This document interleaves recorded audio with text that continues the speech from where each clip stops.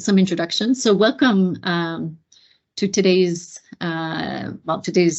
dialogue.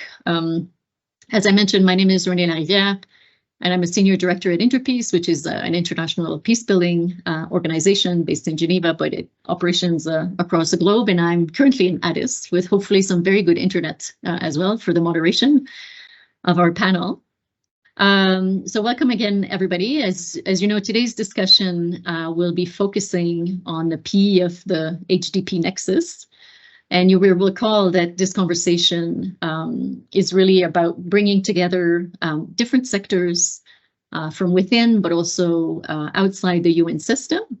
And it's really meant to share knowledge, share learning, different experiences, some best practice, some challenges, of course, that we've all encountered and in the approach of the nexus, but also what are some of the innovations also that we've been able to experience with different types of partnerships, so that we can also start to create a better understanding to help our programming design, but also in the implementation of programming, and also set better strategies essentially for realizing the HDP nexus, and also act, if I can say, with greater intent, so that we're not acting in silos, but working better together, essentially. So today, as you know, is part of a series of dialogue that's really aiming at unpacking the peace component within the nexus approach. And you all know that actually there's been a lot of frameworks that have been developed. There's a lot of theories that have been developed as well. And so today, as I mentioned, we really want to focus the discussion on the translation of kind of these theories and frameworks into how that's experienced in the field.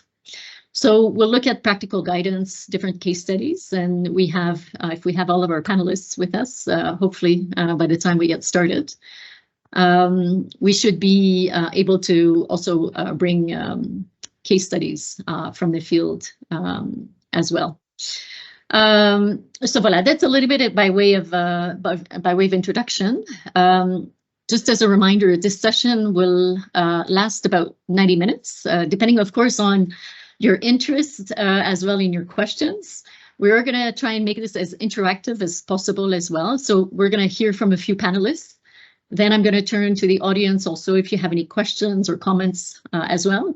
I would really, the way that, because I think we're going to be quite a number of people and it's going to be difficult to manage, I would really ask you to pop them into the chat window. We're going to try and monitor this as well. And just apologies in advance if you can't answer all of your questions, but please feel free to use the chat window as well if you have any questions. So we'll try and take them as we go as well. So let's get started in terms of at least introducing our panel. And today I have the honor of welcoming some very good friends and colleagues that are spread in different parts of the world. We have Nieves Domet from ILO, who is the Chief Advisor on the HDP Nexus. Welcome, Nieves. We have Guite Diop also, who was with us a minute ago, and I don't know if he's we've lost him potentially. He's the ILO project coordinator in Mauritania. So I think Mauritania is having a few internet challenges, unfortunately, but hopefully he'll come back in a minute or two. We have Julius Jackson, who is the lead for conflict and peace unit at FAO. We are also trying to get online one of our colleagues, John Dak, who's the founding director of the Youth Social Advocacy Team, which is a youth organization. And Johannes Zek, who is the head of sub-office at UNHCR, also based in Ethiopia, but in the south today. So both of us are in Addis and speaking with you today. So welcome, everybody. Great, we have Guite back also. Great to see you, Guite. Thanks a lot. We're glad that you'll make it, and we're all dealing with internet challenges, so you're perfectly on time. That's wonderful. Okay, so let's get started. Perhaps as just a reminder before I turn to our first panelist, that what we're trying to learn today is really to hear from the partners on how they are advancing peace in their own contexts and within their own mandates, no matter the agency where you are working with and where you're coming from, and really on how to apply more of a conflict sensitivity lens to everyday practice, and how how can everybody essentially more meaningfully contribute to peace, to respond to development or livelihoods or humanitarian efforts. And it's what we often call it interpeace, being peace responsive, or some people call it conflict sensitivity, et cetera, et cetera. So it's really essentially, if I had to summarize, it's really about being more intentional with our programming on helping lay foundations for peace, no matter which organization that you're coming from.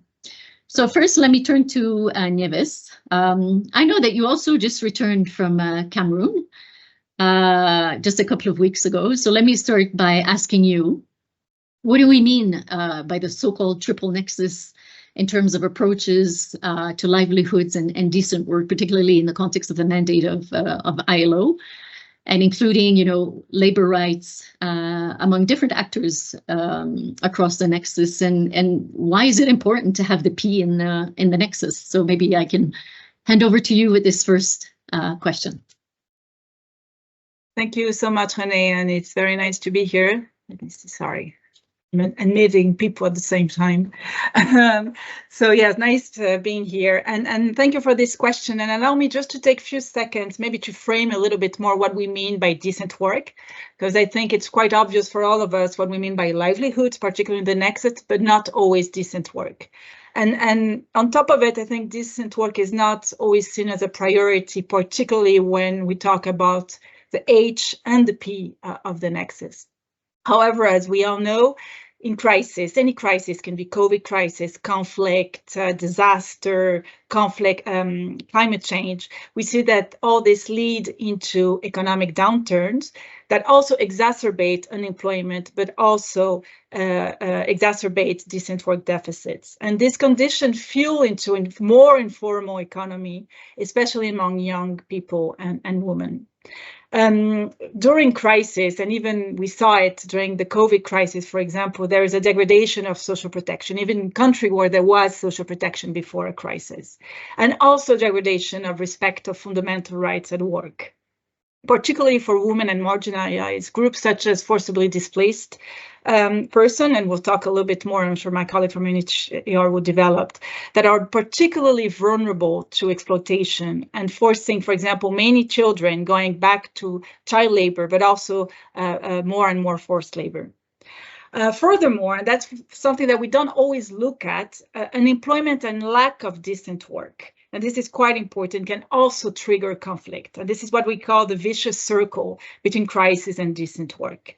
Issues such as, for example, disregard of fundamental rights, discrimination at work, lack of access to social dialogue, access to collective bargaining rights, right to association, unequal economic opportunity between one community and the other, or perceived social injustice, sometimes real or really perceived based on grievances from the past, can really contribute to growing discontent and unrest, perpetuating that cycle of crisis.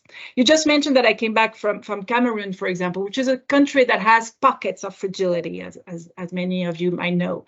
One of those pockets of fragility is in the Northwest, with the Anglophone crisis.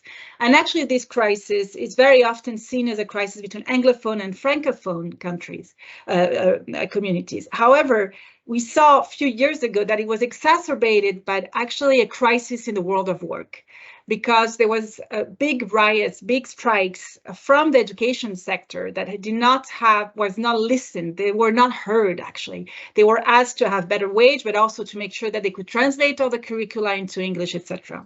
And the fact that there was no social dialogue and no space to also listen and start negotiating and discuss their need, it really triggered that grievances that already exist from the past and resuscitated a conflict. So this is where we see, and we have many other examples, and I could come back to it, where also crisis in the world of work can reinforce crisis and even have an impact on conflict.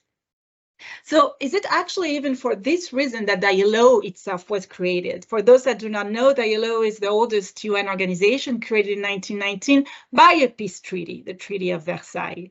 And it was really created to prevent future conflict, but also promote peaceful recovery after the war, and really based on the belief that there cannot be universal and lasting peace without social justice.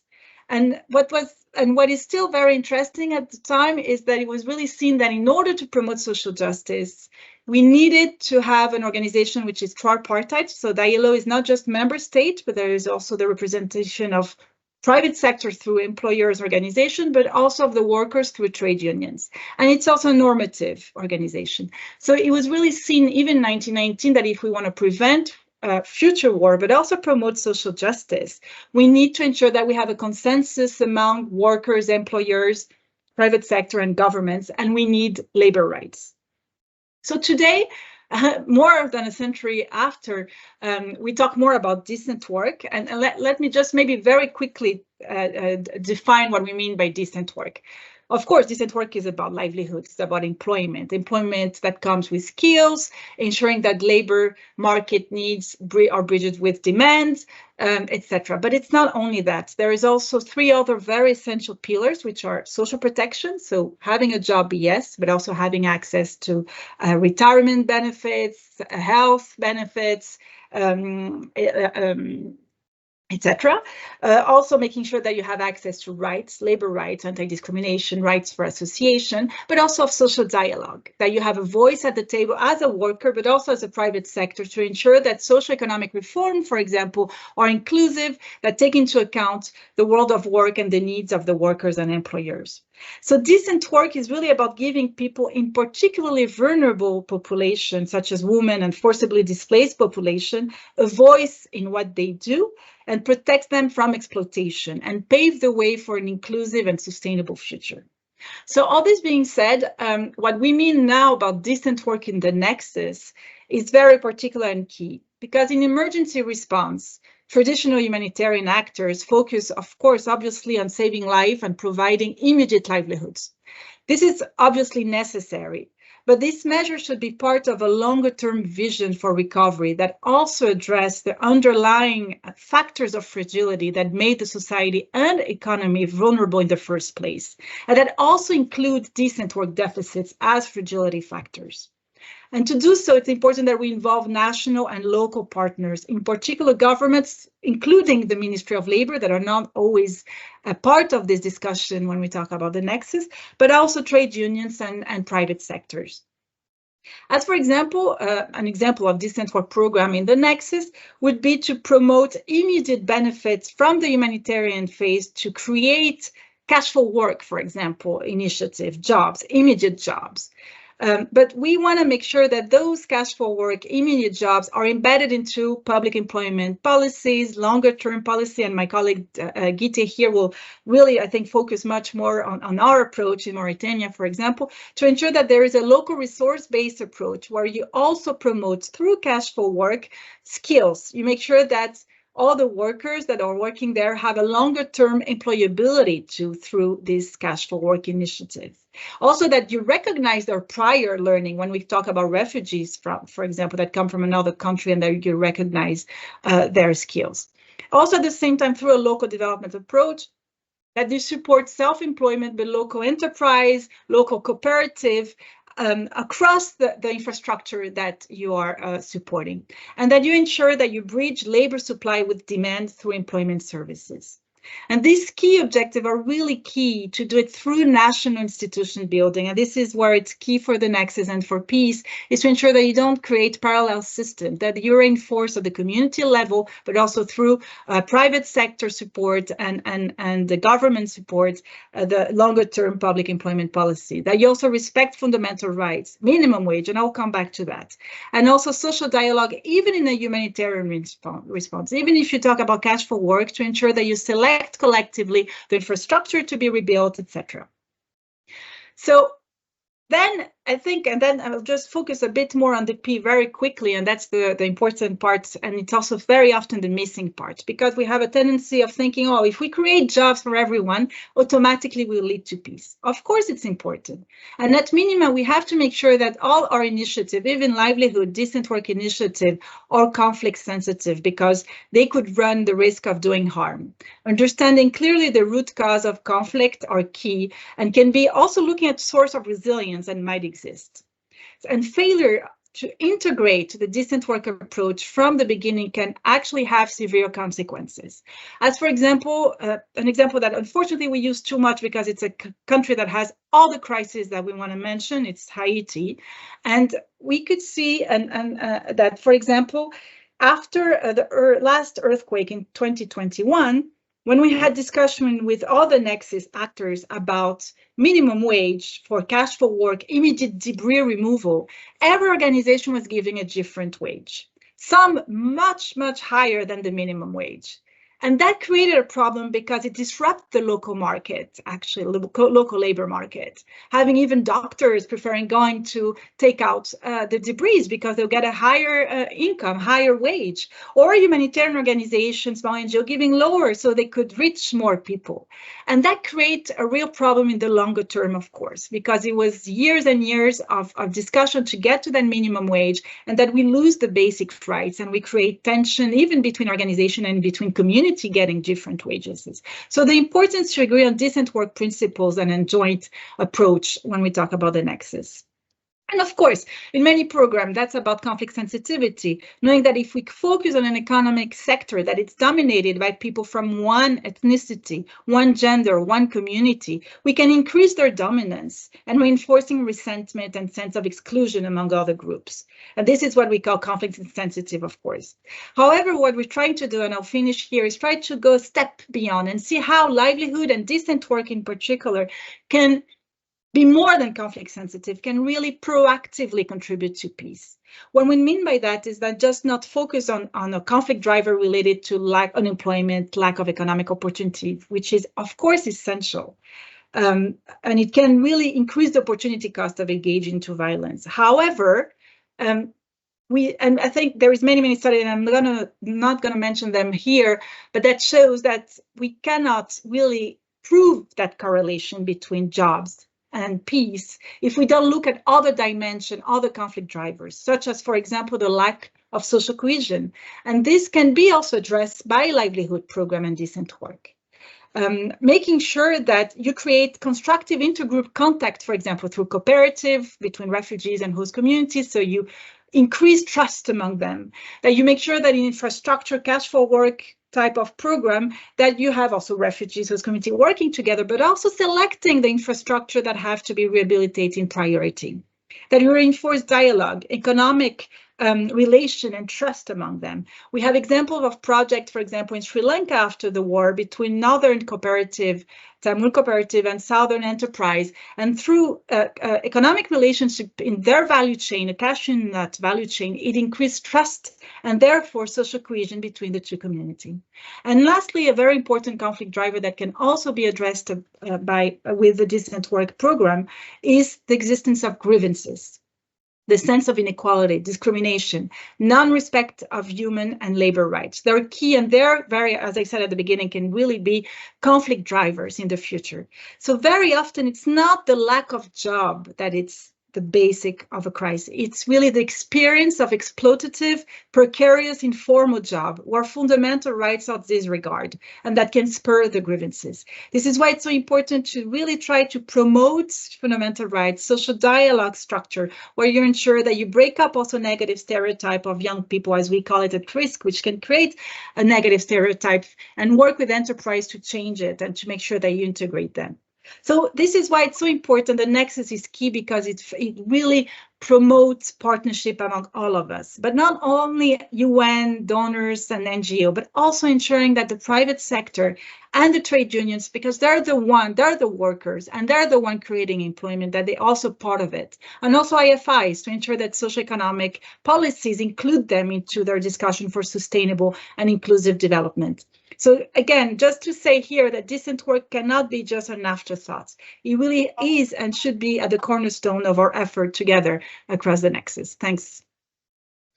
Nieves, I cannot tell you how much this has been a great kickoff as a panelist in terms of reminding us also of the origins of ILO, essentially, which was really related to peace in terms of its mission as well, and not forgetting that, and how that's been integrated into the thinking and the development over all of these years of the work of the ILO. And thank you so much for also highlighting a lot of the examples from Cameroon, from Haiti, from also Sri Lanka. So I'm going to turn right now to actually your colleague in Mauritania, Guité. Welcome. Now, we've heard a lot from your colleague, Nieves, and it would be great if you could share a little bit more from your perspective on how that work, for example, and these principles that Nieves talked about, has been translated into the programming at ILO in Mauritania, and what are some of the lessons that have emerged, whether they're good or bad, what worked well, what was not so great, what worked well as well, and maybe in terms of also adjustments or how you needed to adapt as you went as well. So over to you, Guité.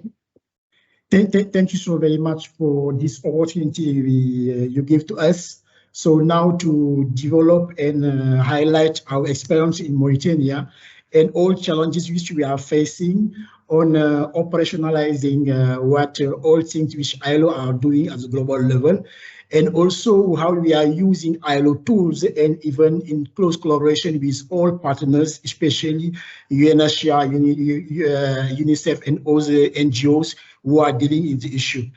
First of all, I want to highlight that our work are basically focused on promoting social cohesion through the socio-economic inclusion and job creation in Mauritania.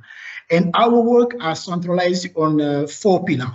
The first one is how we can actively engage young people from refugees and host communities and even Mauritanian returnees in the promotion, support, and strengthening of community initiative for conflict prevention and mediation in terms of access of natural refugees, and also prevention of environment. The second pillar also, which is very, very key, is also how refugees and host communities can be supported to increase and to have increased inclusive and equal access to vocational training activities like initial or continuing training, even social cohesion and peaceful cohesion skills, even formal skills assessment and also certification.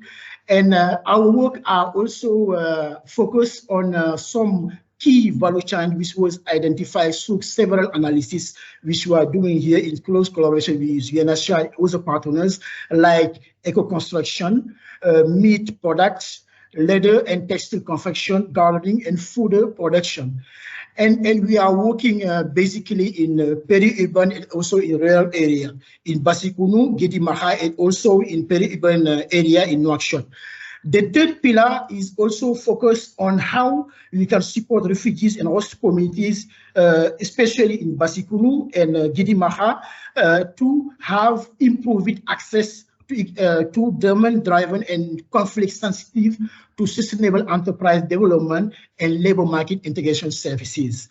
And the last pillar, which is the fourth pillar, is also to support refugees, returnees, and also communities to be engaged jointly in green economy projects in the construction and environmental restoration sectors, based on all the value chain analysis which we did, and also to territorial and conflict analysis.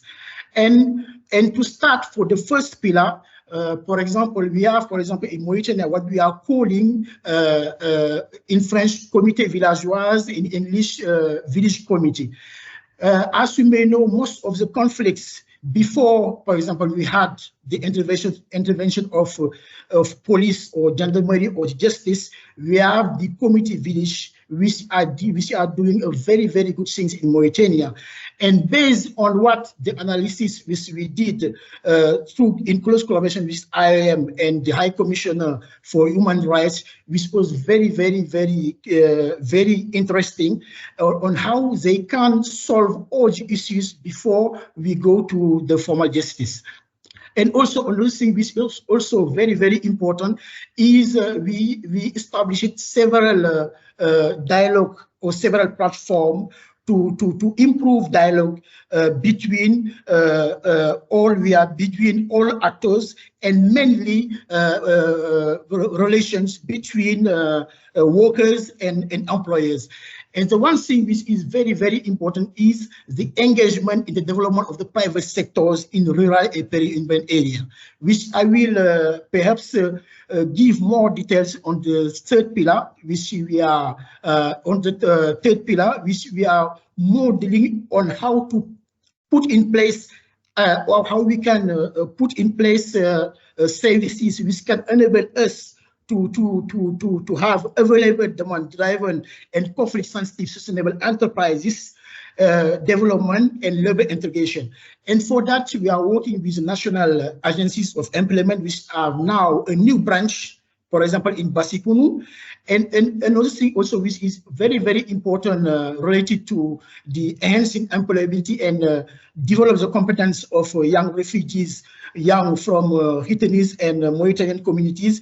And also in Basikunu, we hadn't before September 2019 training centers facilities in Basikunu, but now we have 4 training centers which was built in the participation of young from refugees, returnees, and Mauritanian communities, which is very, very key, which we are calling in English on-site training, in French chantier école. And for that, we have the part which is very theoretical and which we are dealing with TF centers, public TF centers, which are the part theories, which is around 20%, and the 8% is what we are calling on-site training. Donc, the young refugees, which was already trained now, will do their stage in enterprise, also in construction sites. And for that, since September 2018, now we have, for example, in the Mbera refugees camp, 3 fundamental schools built with local materials and in participation of young from these 3 communities. And another thing which is also very, very important is the construction of the access road to the Mbera refugees camp from the main road, Basikunu and Fasala. And for that, it's now facilitates the free movement and goods of persons between cities and the Mbera refugees camp.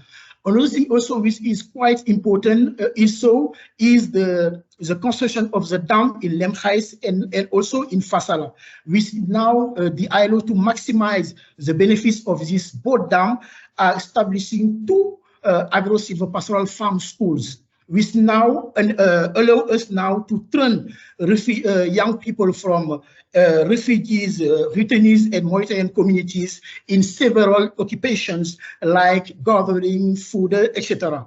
And also for that, also we have some very important or relevant initiative, community initiative, which I can quote, for example, bushfires, which is now established in the Mbera camp, and also they work with host communities to fight against bushfires. But beyond all that, we are also facing on some challenges, which is mainly political national challenge, which several times we are facing in the key ministry which we are dealing. Also, another thing which is very, very relevant and which is now a challenge which we are facing is also the transportation of refugees or young from host communities to join centers, TF centers in Mbera, or the transportation of refugees to join TF centers in the host communities is very costly. Also, another thing which is also very, very relevant as a challenge which we are facing also here in Basikunu is also the equality between people who are selected by selection community, which is very inclusive, which we have representative from refugees, from young, from women, also from local communities. And for that, we have some criteria, which is very, very inclusive and also very, very gender sensitive. But for that, we'll also one thing which is also quite interesting, which I want also to share as a lesson learned, which is also very, very key. For example, the one thing is how the ILO have decentralized services, integration services, and also BDS, business development services in the rural and peri-urban area. As you may know, one of the challenges which we are facing is the lack of presence of decentralized government services in this area. And also one thing which is also very, very, very key as a lesson learned is now we had, for example, some training programs which was elaborated through the project and which is now official. Another thing also which I can highlight as a lesson learned, which is also very, very key, is refugees are at the same level of nationals. They can get certificate or diplomas at the same level as nationals without any discriminations. Another aspect also which is very key related to the context and the implementing environment, which is also very, very important, is the community interest of what the ILO is doing and in close collaboration in all the UN agencies in line with the One UN initiatives. And the last perhaps lesson learned which I also want to share with you is also the effective involvement of all partners which are dealing on all these issues which ILO is working is also very, very, very, very interesting. And as you may know, also refugees left, for example, Mali and now are in Mauritania, they need to have to be qualified in one occupation, so they need to develop their competence. And as you may know, we are in the rural area. And so one thing which is very, very, very key is the formalization of their business. And for that, we have, for example, something which is established through the municipalities. So we had the formalization as the first step level, and so go beyond to the regional level and also at the national level. And for that also, I thank a lot the Mauritanian opportunities which had facilitated all this project process for us.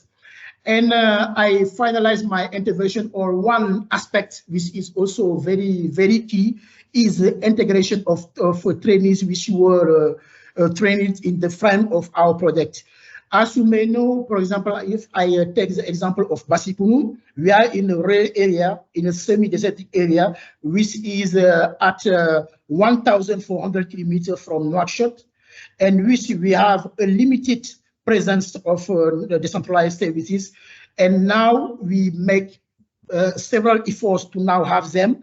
And so now we are dealing to capacitate them on how they can put in place quality services and so access and respond to the need effectively to the need of refugees and host communities. This is basically what I wanted to share with you on what we are doing, and I am at your entire disposal if you have any question about what we are doing in Mauritania. Thank you.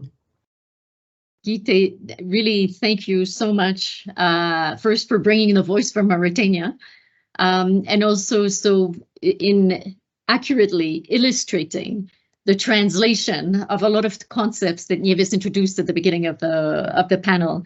And I really noted a lot of the lessons that you've mentioned, including the importance of engaging in rural areas, particularly given the absence often of the state and the authorities, but also the importance of access and decentralization of services, the importance, obviously, of partnerships. And I really, really loved how you spoke very clearly about the inclusive engagement that you've led between the different stakeholders. Have we lost the internet? No, okay, sorry. Okay, thought Ethiopia was a little shaky for a minute, but no, also just on the inclusive engagement between the different stakeholders, and particularly, and I think this is often an area, particularly in peace building, where we don't talk sufficiently about, is with the private sector. We talk a lot about and I'm wearing my peace building hat for a second here, from Interpeace.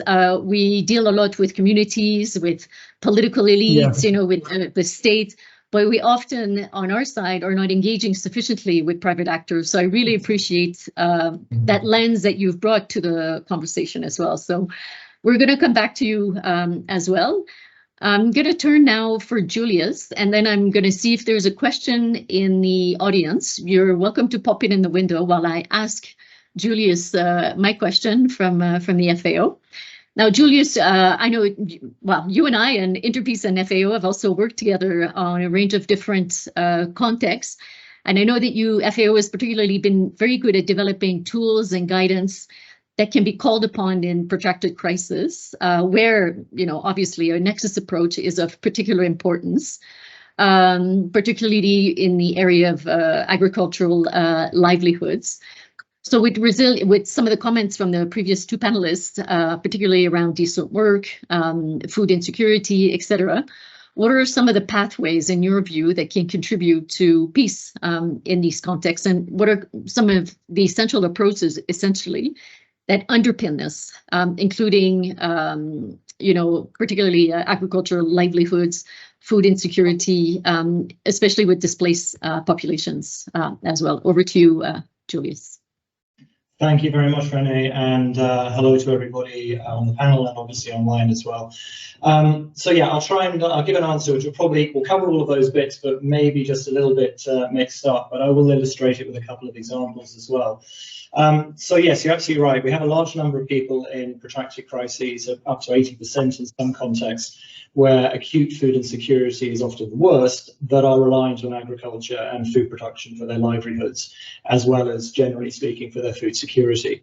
What I'd like to do is take a 30 seconds just to reflect on the fact that conflict remains the main driver behind food crises, and that conflict disrupts livelihoods. And the 2024 Global Report on Food Crises, which has just been launched, so at 2 o'clock this afternoon, shows that more than 282 million people in 59 countries and territories faced IPC Cadre Harmonisé Phase 3 plus. So that's basically up to catastrophe level at Phase 5 in 2023. And that's up from 258 million last year. And there are a further 292 million people in Phase 2 stressed. So also highlighting the fact that the total population experiencing that highest level of IPC catastrophe was more than 8 times higher than in 2016. And the number of countries experiencing this highest level of acute hunger has increased from 2 in 2016 to 5 in 2023. So we've got a really bad trajectory, a very bad trend. And conflict remained widespread and pervasive in 23, and it was the primary driver affecting almost half, so that's 135 million people in 20 countries of the total population in acute food insecurity in 23. Bottom line is, peace is very much a prerequisite of food security. And this deteriorating food security situation globally really underlines why it's so critical to invest in resilient agricultural livelihoods, even in protracted crisis contexts, and as part of a key part of a nexus approach. Now, one of the keys to this, as you mentioned earlier, is being peace responsive, so at a minimum being conflict sensitive, but also identifying opportunities to do more good.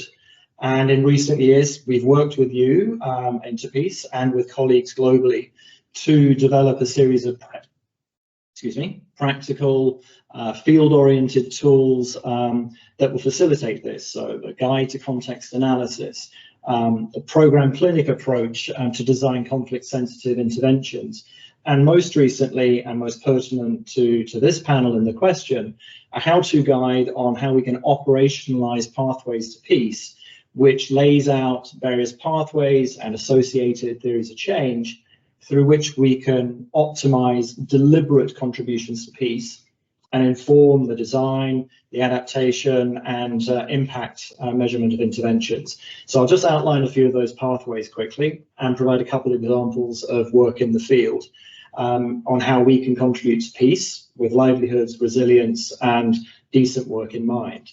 So the key pathways, and these aren't exhaustive, but they are the key ones that we identified working with colleagues and from experience, and noting that they will inevitably overlap and they interlink. It's very complex, but the key ones are strengthening regulatory frameworks and institutions so that we can regulate the use of and access to and rights of renewable natural resources, strengthening formal and informal governance and conflict management mechanisms. Thirdly, improving the productivity of natural resources to reduce scarcity and thus therefore minimize the risk of tensions and conflict. Fourthly, enhancing equitable and inclusive access to natural resources across community members and social groups. Fifthly, improved relationships and increased ability for joint problem solving within and between communities, which links to the previous ones, but is also really important, that problem solving element. Sixth, enhancing constructive engagement between communities and local authorities, so more vertically, so there's more inclusive decision making. And then lastly, maintaining the viability of agricultural livelihoods in situations of conflict and insecurity. And increasingly, we really have to think from a rural perspective about what that means in terms of the impacts of climate change. And I'll reflect on that a little bit later on. And in forced displacement contexts, and both Nieves and Jite mentioned this, it's really important that we understand people's existing previous skill sets and that we don't ignore those when we're thinking about working with forcibly displaced communities with regard to livelihood options. So that's something where I think we actually have quite a big gap in understanding from an evidence base and in terms of disaggregation of data and types of data collection. So one example linked to the pathways I just outlined is around supporting inclusive value chain development, as well as youth employment opportunities and skills, which touches on the example from Mauritania in a forced displacement context. And to achieve durable solutions, move beyond the short-term provision of humanitarian assistance, we need to be building self-reliance and economic inclusion of long-term forcibly displaced populations. So in Uganda and Kenya, we're working with the IKEA Foundation to build value chains for high-value commodities, so passion fruit and groundnuts, which are suitable to the agroecological conditions. And what that means is providing refugees and host communities with training and inputs, facilitating the creation of producer cooperatives, which can negotiate prices collectively and access agro-processing and financial services, and linking these groups, and you just mentioned it earlier, to private sector actors, so that there is that link of both refugee populations and host communities to add value to these value chains. Now, 1/3 of the populations in Uganda were aged between 19 and 34, which is, when you consider the demography of the refugee context, 60% are under the age of 18, and employment opportunities are very scarce in refugee settlements. And what this does is it integrates, this approach sort of embeds the refugee livelihoods in a market-driven value chain and in the economic engine of the Ugandan Kenyan economy. So it's really putting that self-reliance at the core and that economic and social inclusion at the core. And from the peace side, what it does is underpin improved horizontal social cohesion as well as economic inclusion, because you're engaging both host and refugee farmers, working together constructively, sharing decision-making, helping to break down negative preconceptions of each other as they do so. And those are the essential building blocks for longer-term resilience. And obviously, we're talking about a protracted displacement context here. We're also talking about quite permissive contexts like Uganda in terms of regulatory frameworks. So these are quite contextually specific, but the core is there on how we should be looking at this in other contexts as well. Conflict prevention, as we all know, is really fundamental because it saves lives, it builds better development prospects, and those deficits in decent rural employment, lack of stability, access to skills and training, are really exacerbated when they're combined with a lack of access to basic services, as was mentioned earlier, but also functional local governance. And in some cases, that can cause and aggravate tensions and conflict. So quickly, a second example is around natural resource management and governance from the Sahel.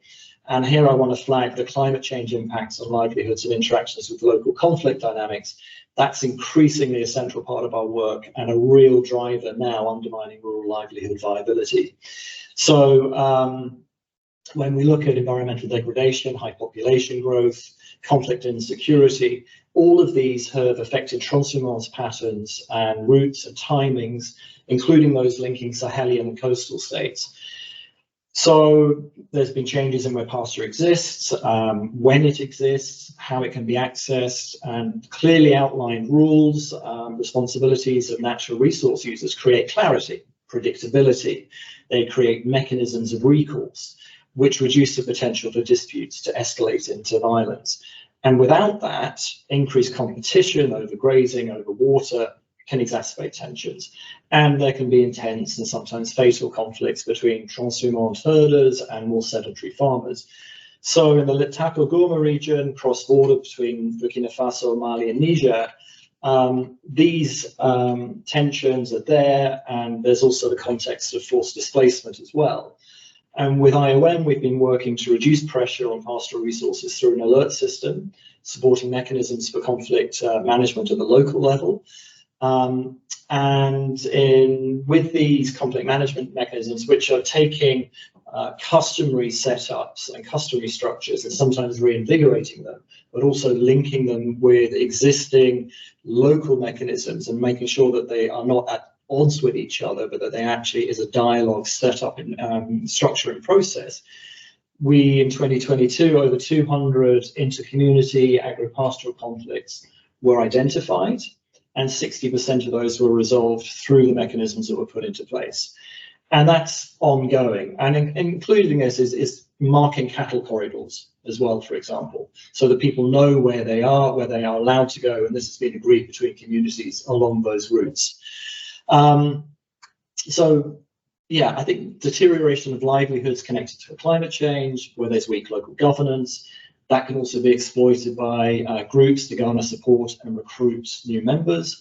And there is good research to show that in diverse contexts, so Colombia, Iraq, Somalia, as well as the Sahel. So there are an awful lot of other risk elements that can come into play here, rather than just from livelihoods. And you can see how livelihoods is very much at the center here, related to these pathways I mentioned earlier.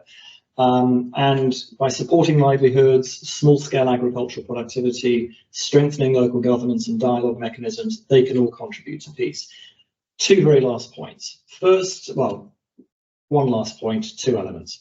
It's really interesting to note that there's been a couple of recent pieces of research which link directly livelihoods and peace. One you're very familiar with, Renee, which is your report on livelihoods and peace, which points out that livelihoods are a necessary but insufficient ingredient of peace, and recognizes that, you know, although there are links between fair access to decent livelihoods and peace that we've known for a long time, the body of best practice and how to leverage them and the evidence base is still lacking. So I think that's a challenge that we need to recognize. And the second one is a CIPRI policy brief, which was published just yesterday. And I'll put the links in the chat. And that says that despite the recognition that climate change related livelihood deterioration is associated with conflict, livelihood interventions are not prominent as a peace building tool. So very much the same message. And I think it's really interesting that we're having this discussion today around livelihoods, linkages to peace, the humanitarian development peace nexus, and that there is an increasing recognition that this is something we kind of intuitively know that we are working on, but that we need to do a lot more on in terms of understanding the pathways and how they can be a really important contribution to peace. Thank you. And I'm sorry for going so long.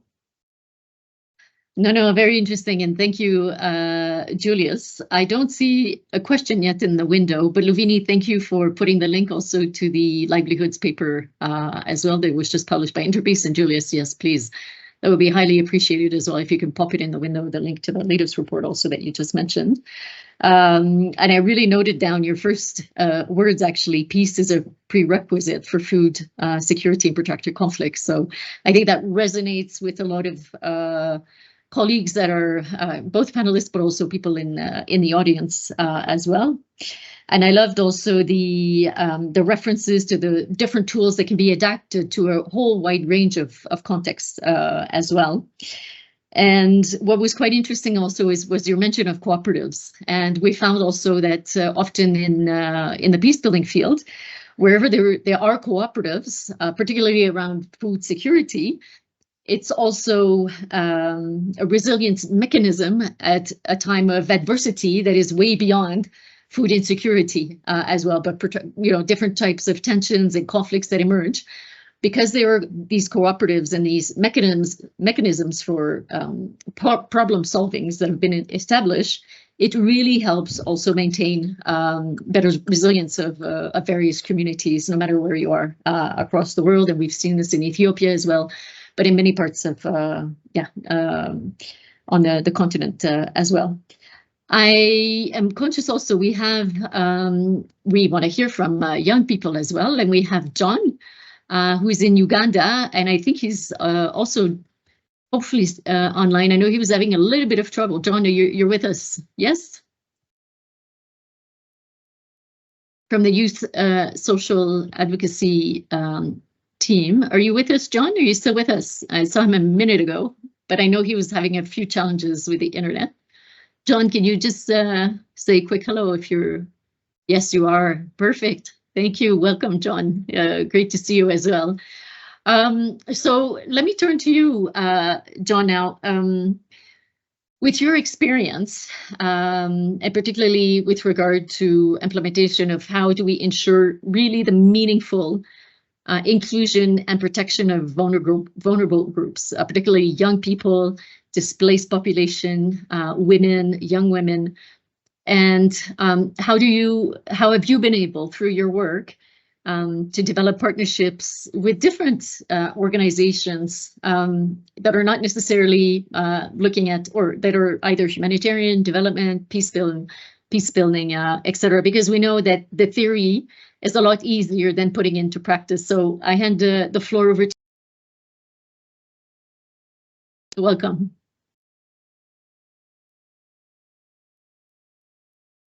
So Renee, you keep breaking. Is that me? No.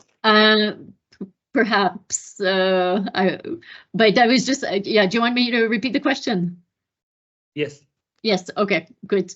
So I was just asking you in terms, with regard to your experience and implementation of how do we ensure the meaningful inclusion, particularly of young or vulnerable groups, such as young people, women, displaced population as well.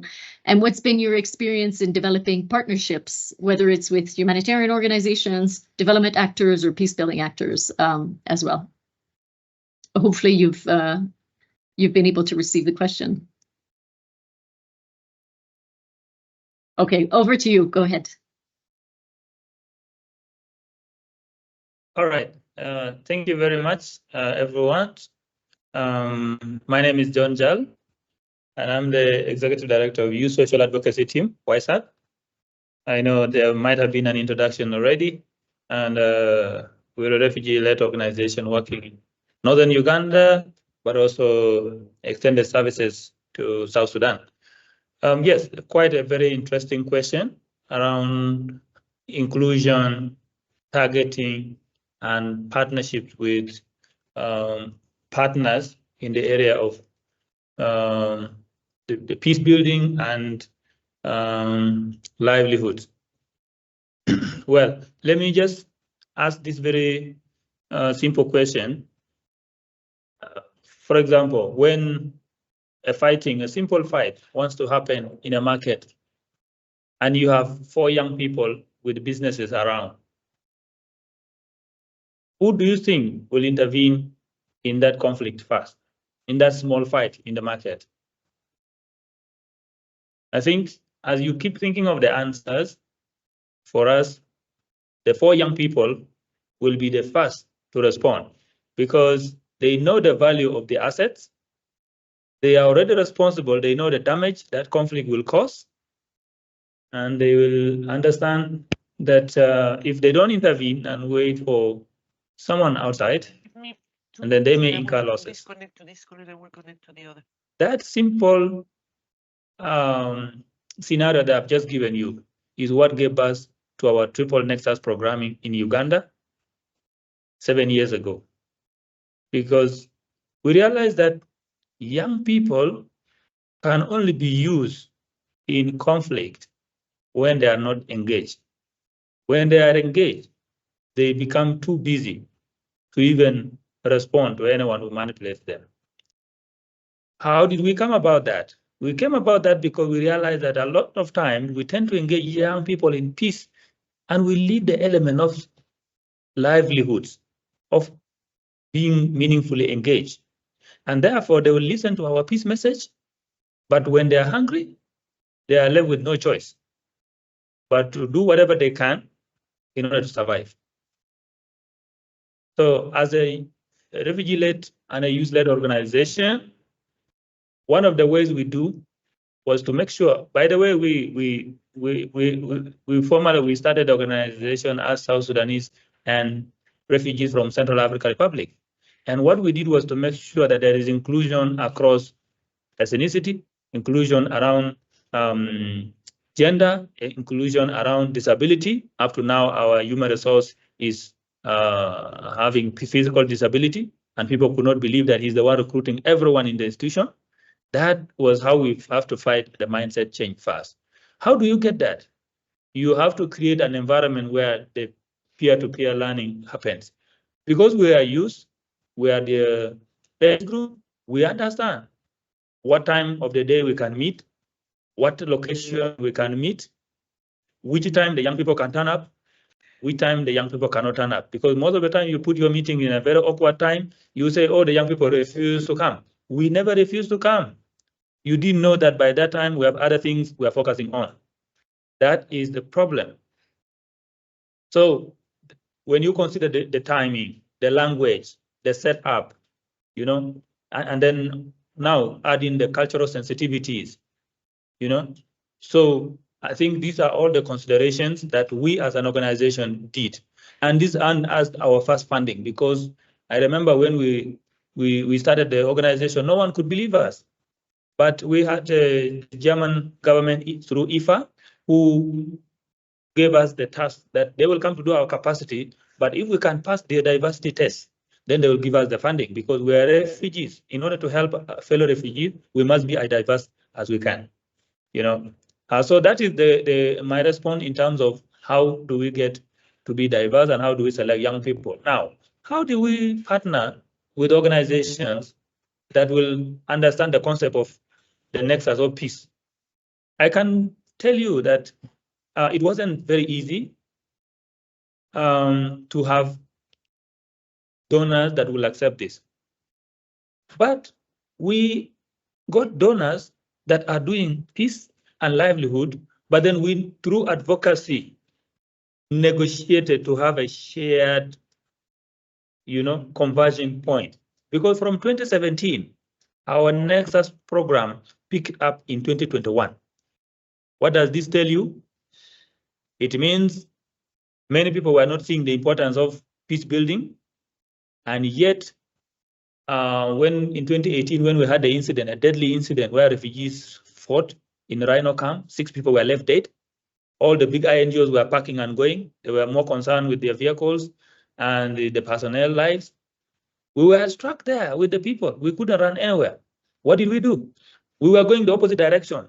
As the rest of the colleagues were running for their lives, we were going to where the conflict was happening. And everyone thought we were crazy.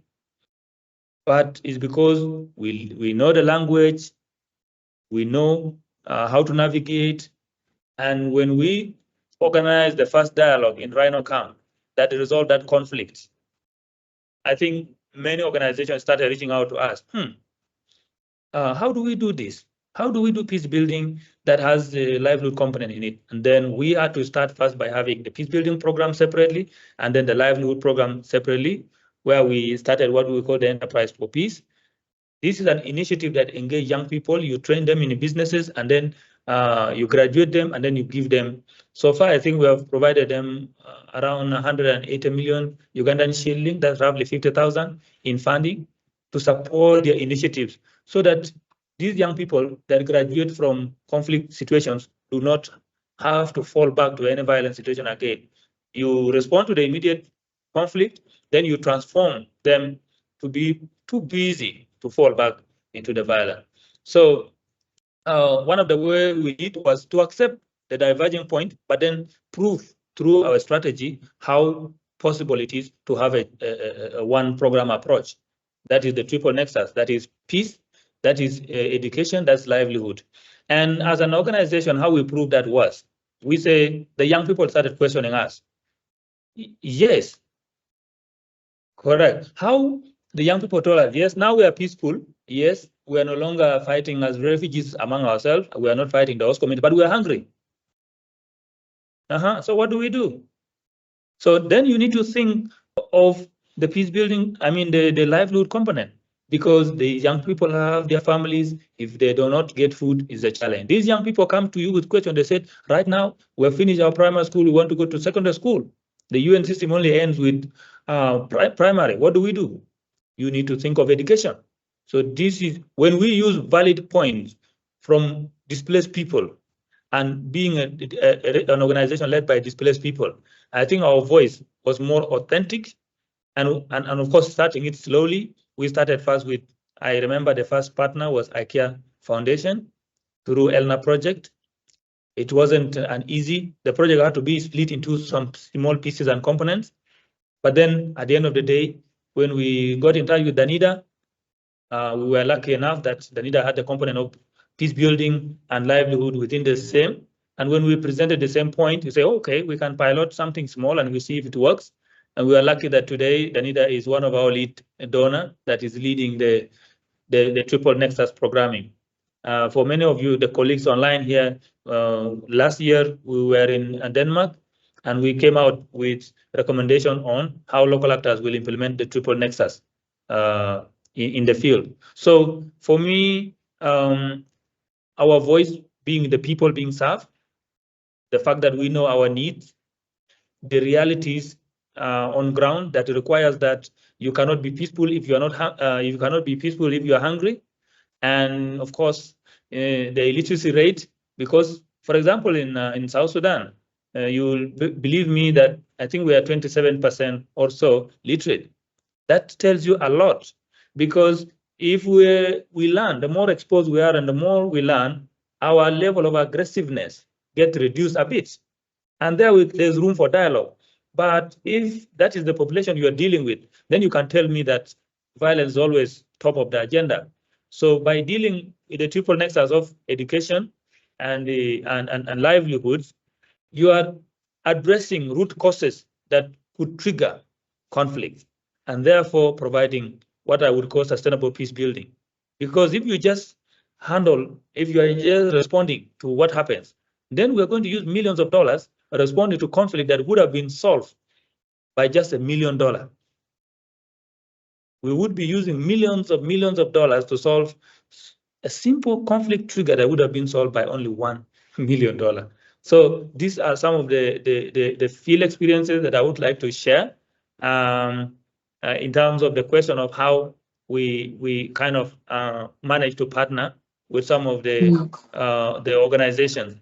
And what we are pushing for is that donors do not earmark funds. This is one thing that we also push forward. Do not give us funding and say, this is for education. Give us the funding and tell us what is relevant, so that if peace building is what we need now, it is our priority. So the challenge of earmarking and say, this is for education, this is for livelihood only, this is what happens if there is conflict. Will you implement the livelihoods? No, you don't. And I think we all agree in this call that we don't realize the importance of peace unless conflict starts. And then your program start being paralyzed. Now we start running around solving that problem. So, and then another one that we're pushing for is to support survivor and community-led response. This is very difficult for many of us in this call to believe, because our funding is so focused on risk. And we're not risk ready. None of us has the appetite to share this risk with us. All you think is, we have these dollars, but we have to protect this money. What about if we flipped it around and say, we will support initiatives that are led by communities. Will that not give us the agency? Will not bring the innovations in us? Will not bring the creative ways that we can use to achieve this nexus? I think that is also something that we would think we could push together for many of the donors.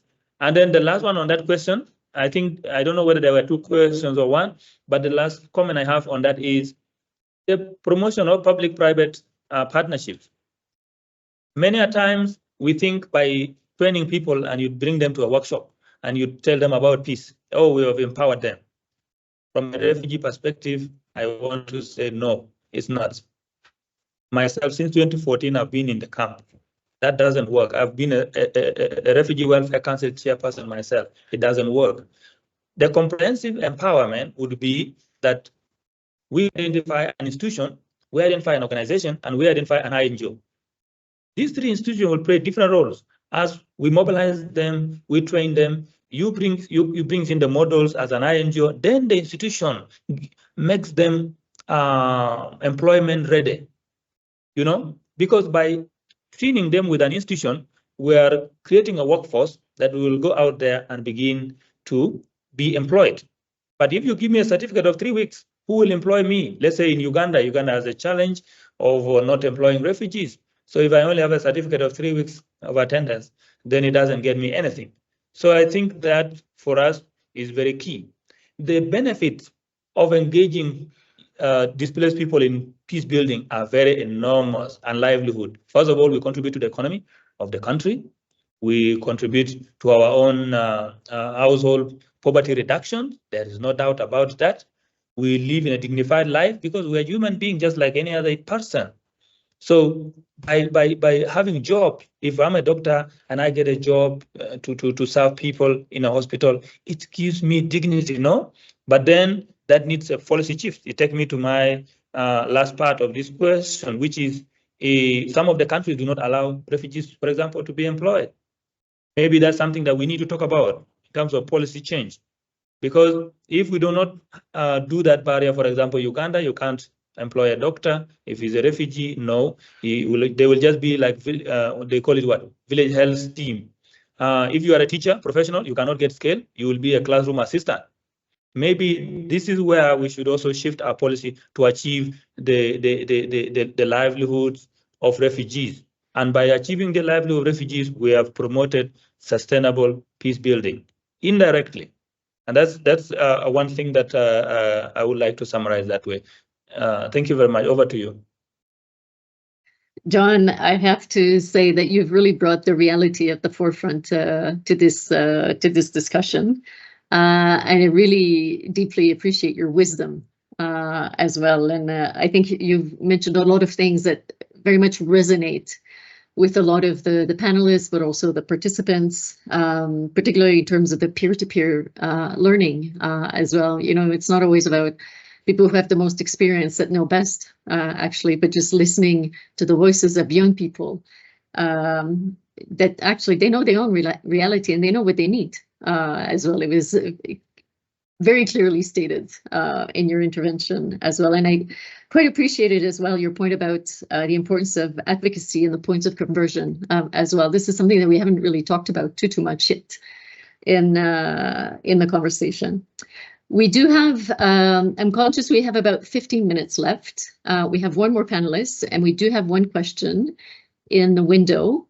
If you allow me my role as a moderator to perhaps briefly turn to Ioannis as well, and then if there's another question that would allow us probably enough time to take 2 questions, but I do appreciate the question that's popped into the window, particularly with the role of businesses. And I know for me personally, again, with my peace building hat, this is something that's very, I think that touches our work on a daily basis, and where we're struggling to learn a little bit more on how to do that. So Ioannis, maybe I can turn to you now. You're leading the Melkadita program in Refugee Compact in Ethiopia, which is a 4-year inclusive development and climate adaptation plan that is government-led, but also community-owned. And it is being implemented in refugee displaced population as well in the southeastern part of the Somali region in Ethiopia. So maybe just a combination of question first, why the compact? If you can just help us understand that a little bit more. And again, what are some of the lessons from the implementation that have emerged, particularly in terms of adaptation, because, you know, we're also, all of the panelists have talked about, you know, a context that is always very fluid as well, and how your efforts have improved cohabitation, particularly with host communities and IDPs. So over to you. Thanks very much, Renee. The discussion has been very rich, so I try not to repeat what others have said. Let me take you just for a second, situate ourselves where we are. I'm on the border with Somalia and Kenya on the Ethiopian side. We host in this area around 220,000 refugees from Somalia across 5 settlements. And this is an area, obviously, it is affected by insecurity and has been affected by insecurity for more than a decade. But it's also an area where people look climate change into the eye every day.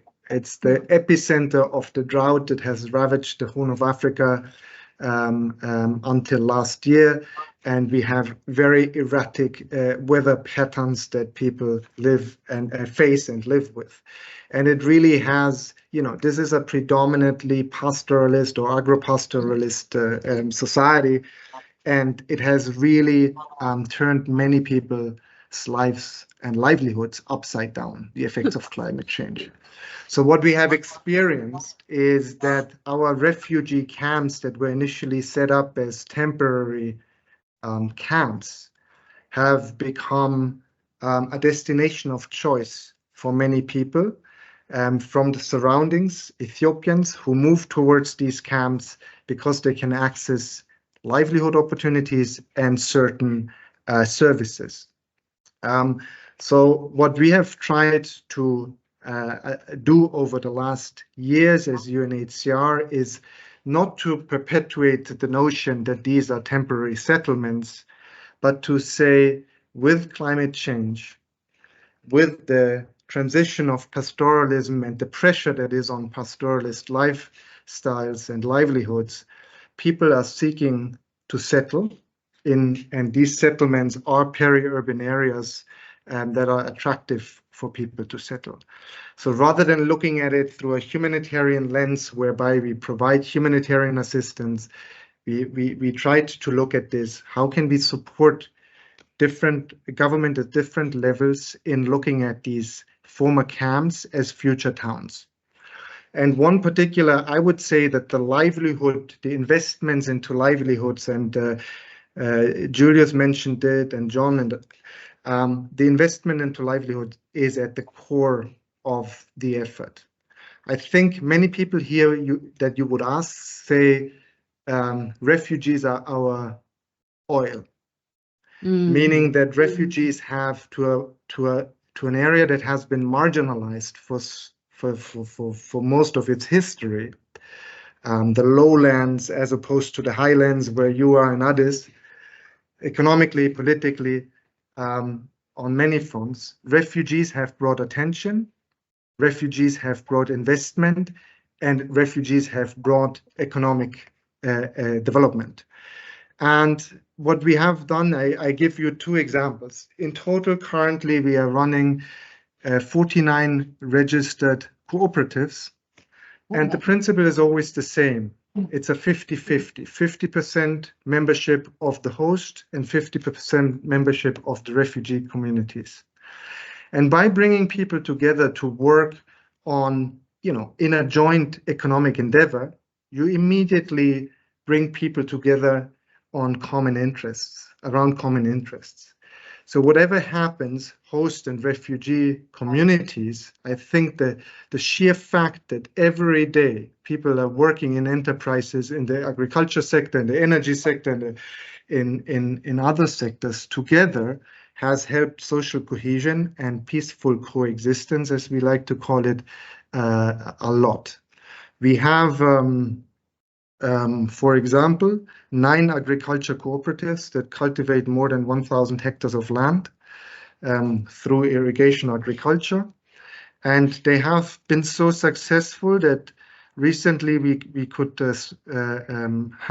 sign a partnership with the International Finance Corporation, the private sector arm of the World Bank, who is de-risking private sector investment. So it is the endeavor that started as a livelihood intervention has become economically so attractive that agribusiness companies are interested in taking over.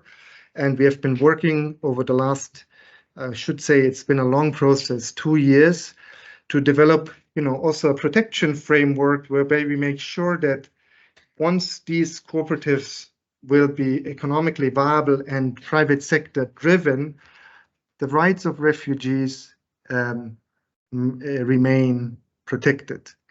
Right at work, right to work, and we have developed a framework with the government whereby we preserve the principle that these endeavors remain 50-50 endeavors, meaning 50% refugees and 50% host. That's just one example. We have another example on energy. We are around 300 kilometers away from where the national electricity grid ends. So we are in an off-grid solution environment. We have several mini grids or microgrids that we have established for solar energy. They are all run by cooperatives 50-50 that have gone through training on how to maintain, how to run solar installations. And they are probably one of the most, if not the most booming businesses in this area. They're in high demand way beyond the refugee space because they have acquired a skill and an expertise that is in high demand on the market, and given that the fuel price in Ethiopia, as elsewhere, but especially in Ethiopia, is increasing rapidly, among other things, because subsidies have to be scrapped as a condition that is put by the IMF and IFIs. As the fuel price is increasing rapidly, solar energy is becoming more and more interesting. So I guess I could bring more examples. I guess what it is really, I think, the often our own approaches looking at refugee response as opposed to other development interventions hinders us to have a more comprehensive lens. So the IKEA Foundation has been mentioned previously. I want to say this here and then I stop. The IKEA Foundation in the area where we are in, Doloado Mercadida, has invested $120 million over the last 12, 13 years. And they have not only been a financial partner that have made a lot of these things possible. I think that the thing that is more important is that they were willing to take the risk to do something that corporate or not corporate donors, like traditional donors, have not been willing to do. In this area where we are, there has not been any irrigation agriculture before refugees arrived. So it's been something that was very contested. Would it work? Will people accept it socioculturally? From an environmental perspective, so on and so forth. And the IKEA Foundation has really stuck by it and been a partner in the true sense to see this through. And now we are engaging IFC and other partners. We have an ongoing discussion with the World Bank and the African Development Bank to expand the model. And as my last point, I think, Julius, you mentioned it, it's food insecurity, right?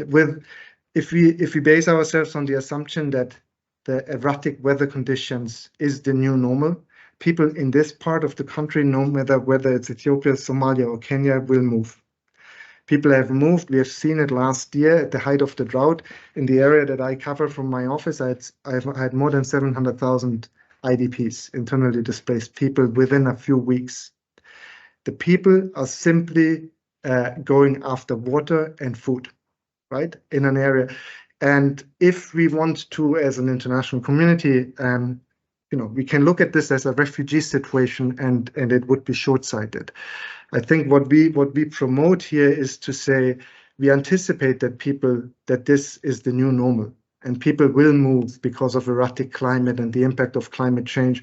And we need to work together to provide alternative livelihood opportunities to pastoralism. And agriculture and irrigation agriculture is possible here because we have a perennial river, and it is addressing food insecurity directly.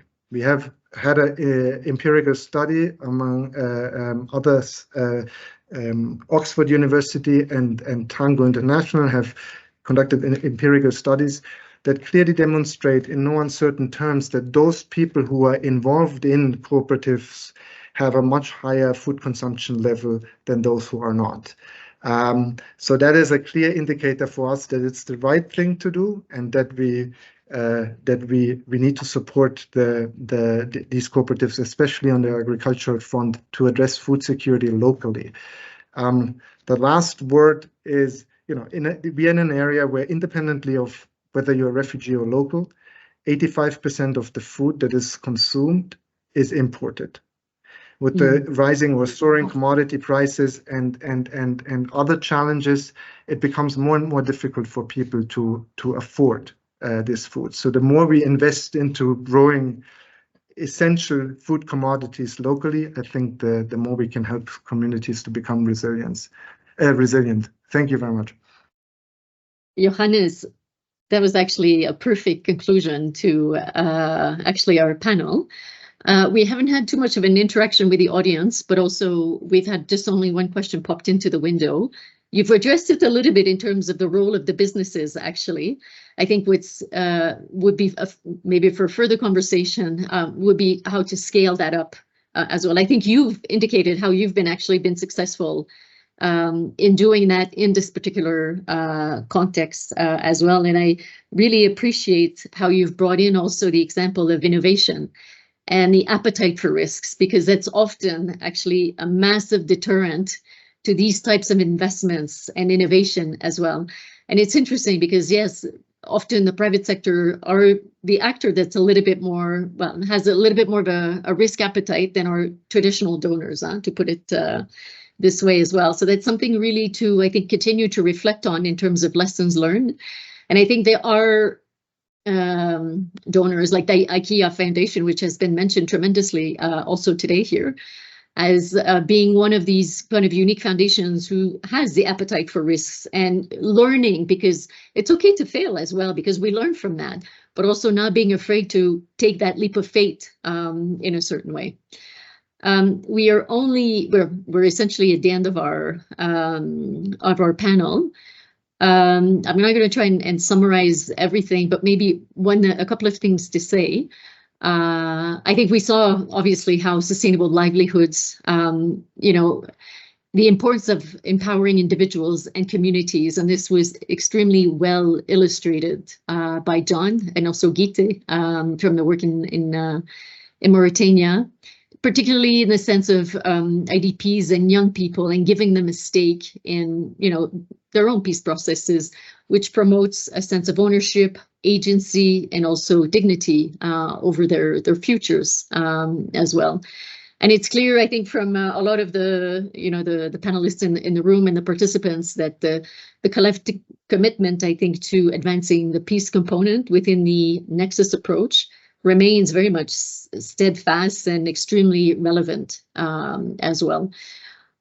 So perhaps maybe I'll just wrap up by just extending a huge word of thanks to our panelists who have joined us under. I'm extremely impressed that we have not had really an interruption of a power outage or an internet breakdown from all the various parts of the world in which we've joined. This has really been amazing and well orchestrated as well. And I thank everybody who's joined us today also online for their valuable contributions to the work. I thank also the different colleagues who have popped into the window, the different links, as well to various reports that have been cited today. So we have 1 minute left. So if you just want to copy paste that as well before we close this session for today. So a huge word of thanks for me to the panelists and also for everybody in the room. I think at one point we were up to 47 people, which was a really great turnout as well for our discussion today. So with this, thanks a lot, everybody, and greetings from Addis as well. Thank you, Renee. Thank you, Thank everybody. you. Goodbye. Thanks. Thank you.